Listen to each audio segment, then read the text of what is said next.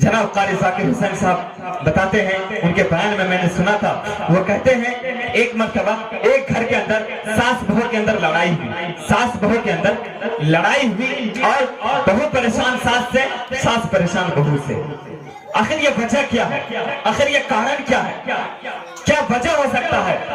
ये चीजें सामने आती है हमारे माशरे के अंदर, हमारे माहौल के अंदर, हमारे घर के अंदर। मेरे मोहतरम बुजुर्गों, दोस्तों, वजह यह है कि अगर एक बहू अपनी सास को मां मान ले, खुदा की कसम ऐसा नौबत नहीं आएगा।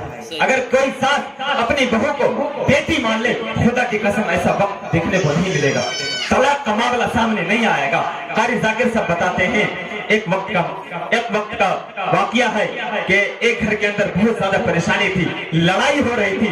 वो बूढ़ी माँ किसी आलिम के पास गए, किसी आलिम काजी के पास गए और उनसे कहने लगे कि मुझे ये बताइए, ये जो जमीन है, ये जो जायदाद है, ये जो घर है, ये जो मकान है, ये किनका है, मेरा है या मेरी बहू का है?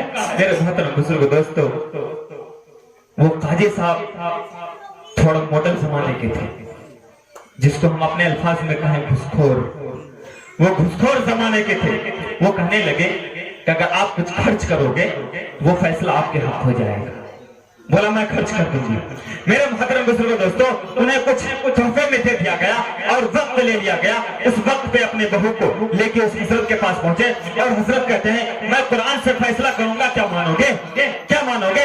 और कुरान से फैसला किया और पढ़ना शुरू किया। तब्बत यदा अबी लहब व तब मा अगना अन्हु मालुहु व मा कसब। ये व मा कसब है और वो हजरत पढ़ते हैं व मा कसब, बहू का कुछ नहीं।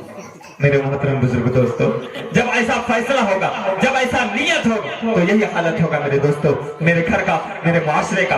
चलिए वक्त को ज़ाया करते हुए अब मैं नातिया कलाम के लिए जनाब हाफिज दिलशाद साहब को आपके रूबरू करने जा रहा हूँ। वो आएंगे अपने कीमती अशार से हजरात को मुनव्वर मुचल्ला फरमाएंगे। मैं हजरत वाला का इस अशार के साथ इस्तकबाल करने जा रहा हूँ कि गुनाहों के समंदर में नहाना भूल जाता है, गुनाहों के समंदर में नहाना भूल जाता है। जो नाते पाक सुनता है वो गाना भूल जाता है। अरे जो नाते पाक सुनता है वो गाना भूल जाता है कि जमाना जब भी मुझे मुश्किल में डाल देता है, जमाना जब भी मुझे मुश्किल में डाल देता है, अरे हमारा खुदा हजार रास्ते निकाल देता है। कि जमाना जब भी मुझे मुश्किल में डाल देता है, हमारा खुदा हजार रास्ते निकाल देता है। अरे उस खुदा को भूख का इल्जाम मत दे, उस खुदा को भूख का इल्जाम मत दे। अरे वो माँ के पेट में भी बच्चे को पाले देता है, अरे वो माँ के पेट में भी बच्चे को पाले देता है। किसी शायर ने बड़े ही खूबसूरत अंदाज में कहा कि तेरा क्या कर तुझ पर ही आ जाए तो कैसा होगा, कि तेरा क्या अगर तुझ पर ही आ जाए तो कैसा होगा। अरे जो दर्द तूने मुझको दिया वह तुझे कोई और दे जाए तो कैसा होगा।